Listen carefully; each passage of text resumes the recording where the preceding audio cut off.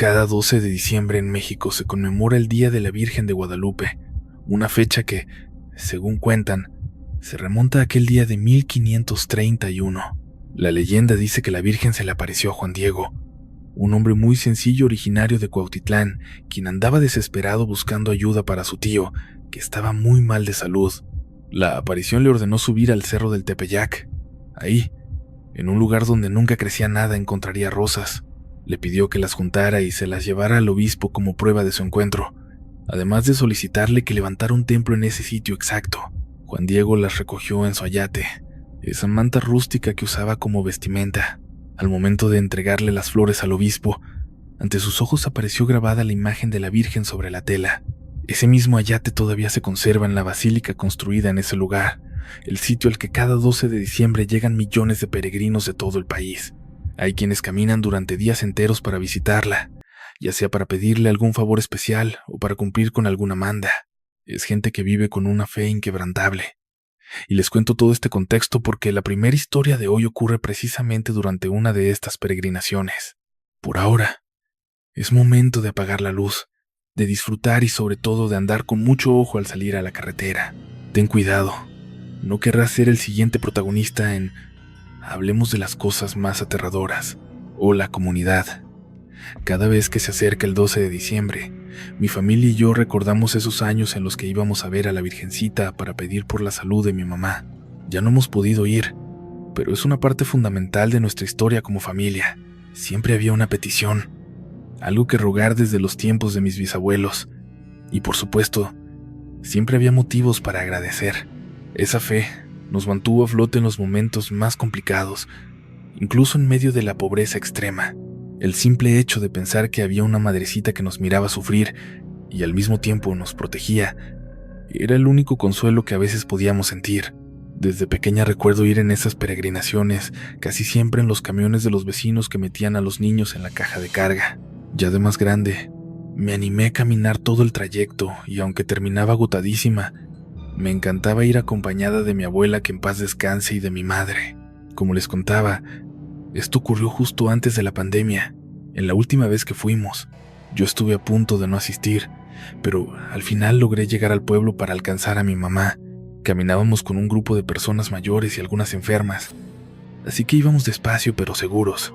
Había esa sensación de que, sin importar el paso, todos llegaríamos a la meta. Por ratos nos quedábamos bastante atrás. Unos muchachos en bicicleta se daban la vuelta de vez en cuando para ver cómo veníamos. El camión que nos escoltaba tampoco se alejaba demasiado. Ya estaba bien entrada la noche y había una neblina ligera, pero se alcanzaba a ver hacia adelante unos 50 o 60 metros. Más allá de eso, el camino se perdía por completo. Todo estaba muy tranquilo, así que no había motivos para alarmarse. En el pueblo ya sabían bien que íbamos a salir y que la ruta estaría llena de otros peregrinos.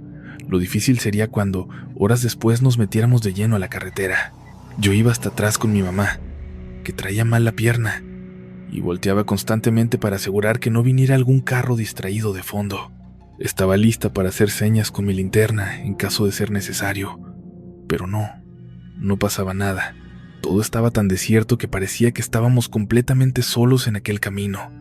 Y fue justo ahí, cuando volteé, que alcancé.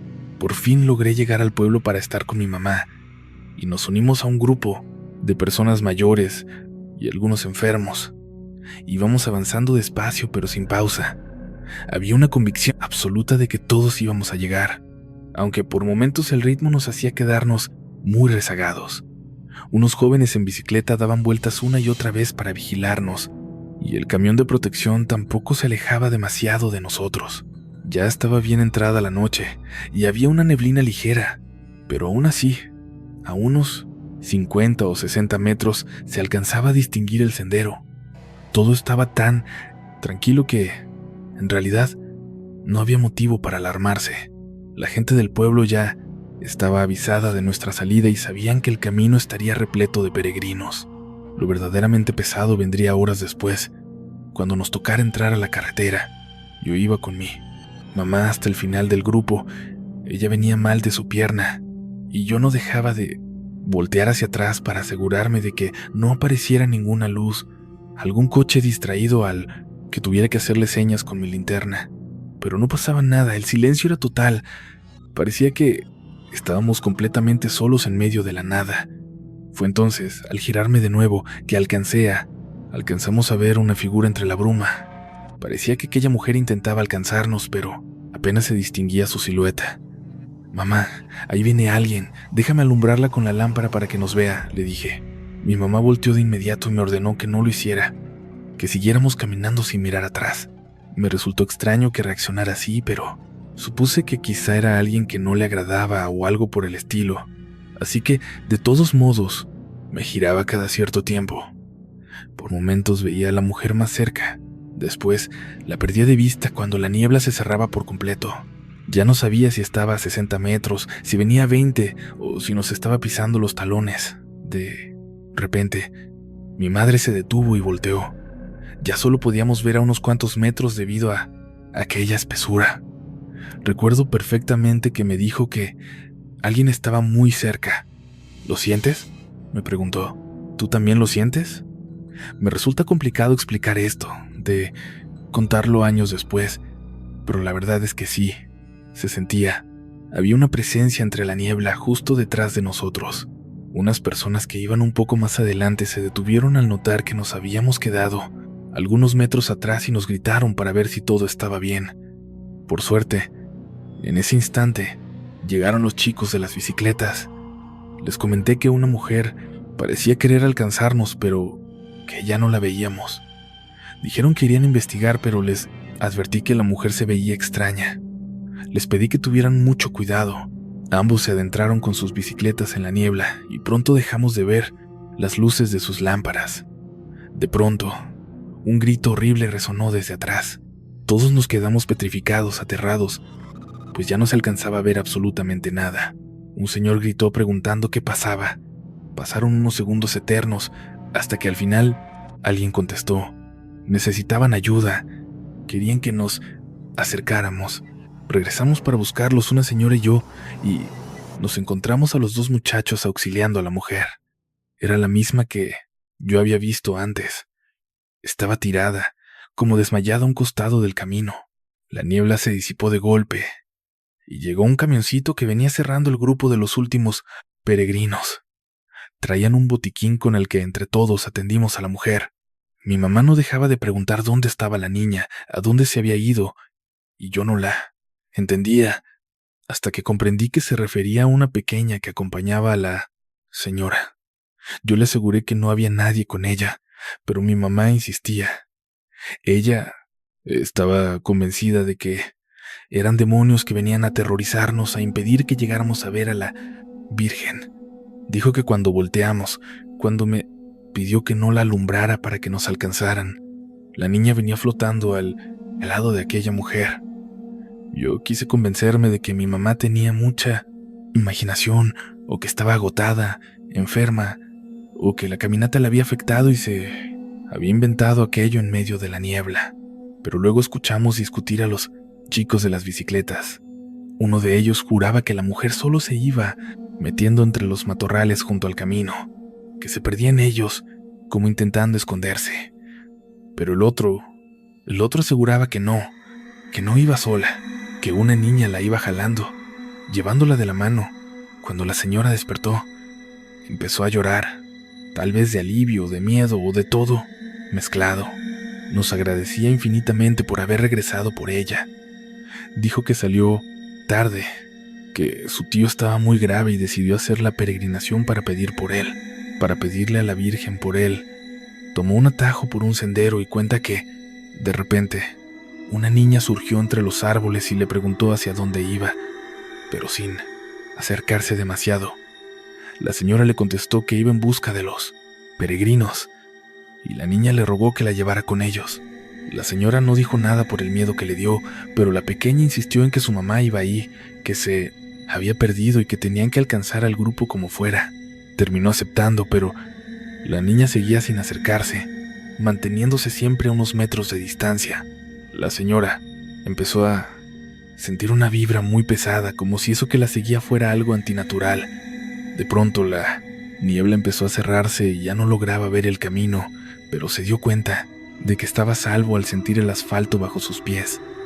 Aceleró el paso con todo lo que le daban sus piernas, ya bastante adoloridas por la jornada. A lo lejos nos vio, o eso creyó, y empezó a gritarnos que la esperáramos, pero la niña se adelantó. Nosotros, la verdad, jamás escuchamos aquellos gritos. Es por aquí, le decía la niña, mientras se acercaba y la tomaba de la muñeca. Sígueme, el camino es por allá. La señora ya no alcanzaba a ver nada, la niebla estaba muy densa, pero es que además su visión se oscureció y sintió un mareo repentino. Después, solo notó que ya no pisaban asfalto, sino tierra. La habían sacado del camino, pero no podía reaccionar. Estaba como ida, en una especie de trance. Empezó a rezar, completamente desorientada, hasta que de pronto sacudió la cabeza y apretó los ojos para salir de ese sueño en el que caía. Y dice que lo que vio, que la arrastraba hacia el campo, era una figura con cuernos. Soltó un grito, el grito más fuerte de toda su vida, y eso fue lo que hizo que los chavales de las bicis voltearan hacia allá y lograran verla. Todos estábamos aterrados al escucharla. Le preguntamos si quería volver, pero dijo que no, que aquello, más que miedo, le confirmaba que tenía que seguir adelante. Ella no era una mujer de fe como mi mamá o mi abuela, ni como el resto de los peregrinos. Era una mujer que dudaba, pero eso, el ver el mal, el sentirlo, esa marca que le dejó en la muñeca, como una quemadura, le hizo saber que, entonces, el bien también era algo completamente real. Así es, como lo viví yo y así lo cuento. La perspectiva de mi mamá quizás es más interesante. Cuando ella lo relata, me aterra. Cuando describe a esta chiquilla flotando unos centímetros sobre el suelo, avanzando hacia nosotras entre la niebla, diciendo: es por aquí, gracias por escucharnos. Manténganse siempre muy atentos a todo lo que les rodea. Sigan escuchando, hablemos de las cosas más aterradoras. Me cuesta trabajo contar la siguiente historia. Es la experiencia más escalofriante de nuestras vidas. Aunque, en realidad, no nos dimos cuenta hasta después. No fue tan terrorífico cuando ocurrió. Verán, cuando mi esposo compró su camioneta, aprovechamos para empezar a visitar pueblitos cercanos a la ciudad que no conocíamos. En uno de ellos, muy visitado y famoso, tenemos a un gran amigo que nos recibió en su casa un fin de semana. Como sabe que soy fotógrafa, me recomendó ir a un lugar a 1 hora de distancia, donde encontraríamos paisajes increíbles para capturar. Nos dio las indicaciones y nos advirtió que regresáramos antes de que oscureciera, que nos prepararía una cena deliciosa. Y eso, sí nos lo recalcó mucho. Regresen antes de que caiga la noche. Era una tarde preciosa, aunque empezó a caer una llovizna suave que me animó a sacar mis rollos de blanco y negro. Mi esposo, como siempre, fue un santo y me tuvo toda la paciencia del mundo, sin meterme prisa, hasta que se nos escaparon los últimos rayos de sol. No nos preocupamos demasiado por el regreso. Al final, pensamos que si la zona fuera peligrosa, por temas de delincuencia o grupos armados, nuestro amigo nos lo habría advertido clarito. Emprendimos el camino de vuelta y nos metimos por el tramo más estrecho, avanzando con muchísima precaución. Justo unos metros antes de entrar en una zona donde la vegetación se volvía increíblemente espesa, nos topamos con una camioneta de carga orillada con las luces encendidas. Tenía la mitad del vehículo fuera del camino. Pasamos despacio porque apenas cabíamos, y al voltear a mirar, vimos que el interior estaba iluminado. Había una pareja, un chico y una chica de unos 25 años, y ambos tenían cara de estar aterrorizados. Lo extraño es que, aunque nos cruzamos las miradas, no nos pidieron auxilio. Nosotros tampoco paramos, porque honestamente, en los tiempos que corren, uno ya no se fía y prefiere priorizar su propia seguridad. Por desgracia, la realidad nos ha vuelto a todos mucho menos solidarios. Seguimos avanzando muy despacio mientras la lluvia arreciaba, lo que complicaba muchísimo la visibilidad a pesar de llevar las luces altas. De repente, algo golpeó la camioneta con fuerza, un sonido seco que resonó en el techo. Fue como si alguien hubiera lanzado algo pesado o si hubiera caído una rama gigante de un árbol. El golpe fue tan fuerte que nos dejó descolocados y mi esposo frenó en seco. Aunque le rogué que no lo hiciera, él se bajó para ver si todo estaba en orden pensando que tal vez algún animal herido había caído sobre nosotros. Abrió la puerta y se asomó hacia afuera. Nuestra camioneta era alta y llevaba una canastilla en el techo. Desde mi lado, él alcanzó a ver algo en la esquina trasera de la canasta. Con la oscuridad y el aguacero, solo atinó a decir que era un bulto oscuro y redondo. Él creyó escuchar algo, pero en ese mismo instante, yo solté un grito. Alguien pasó corriendo justo frente a nosotros, cruzando delante de la camioneta. Por lo borroso que se veía todo, me pareció una figura con una túnica, pero no pude ver más allá de los hombros, como si la luz no alcanzara a iluminar su cabeza. Mi esposo se metió al vehículo a toda prisa y esta vez sí aceleramos para salir de ahí a fondo. Minutos después, por fin llegamos al camino principal y paramos en una gasolinera para revisar qué era lo que había caído en la canastilla. Sin embargo, no había nada de nada, solo un montón de lodo. Mi esposo no lograba entender cómo algo que había caído ahí podía haber desaparecido, pero decidimos no darle más vueltas y seguir hasta la casa de nuestro amigo. Cuando llegamos, él ya estaba preocupado y nos confesó que estaba a punto de salir a buscarnos. Le contamos todo lo que habíamos vivido y él solo asentía, diciéndonos que lo importante era que ya estábamos a salvo en casa. Intentamos preguntarle más, indagar sobre si su advertencia inicial tenía que ver con esto, pero no nos dejó hablar del tema. El resto del fin de semana fue bastante tranquilo, y esta experiencia no se volvería algo verdaderamente aterrador hasta año y medio después. Cuando volvimos a ese pueblo para visitar a nuestro amigo, decidimos parar a desayunar en un puesto a pie de carretera antes de llegar con él. Nos pusimos a platicar con una señora del lugar, y terminamos hablando sobre las leyendas de la zona. Mi esposo, desde su lado, me dijo que alcanzó a ver algo justo en ese instante, con toda esa oscuridad y la lluvia. Solo atinó a decir que era un objeto oscuro y redondeado. Él creyó escuchar un ruido, pero justo en ese momento, yo pegué un grito. Alguien pasó corriendo frente a nosotros, frente a la camioneta, y alcancé a ver, por lo borroso, parecía una figura con una especie de túnica, pero no llegué a ver más arriba. Es como si la luz no alcanzara a iluminarle, ni los hombros. Mi esposo se metió de un salto a la camioneta y ahora sí, pisamos el acelerador para largarnos de ahí. Minutos después, por fin salimos a la carretera principal y en una gasolinera nos detuvimos para revisar qué era lo que había caído en la canastilla. Sin embargo, ya no quedaba nada, solo un montón de lodo. Mi esposo no entendía cómo es que aquello pudo haberse salido de la canastilla, pero decidimos que lo mejor era seguir manejando hacia la casa de nuestro amigo. Al llegar, él ya estaba muy preocupado y nos confesó que estaba nada de salir a buscarnos. Le contamos todo lo que habíamos vivido y él solo asentía, repitiéndonos que ya todo estaba bien, que lo importante era que ya habíamos llegado. Quisimos profundizar, preguntarle más sobre su advertencia y lo que había ocurrido, pero no nos dejó.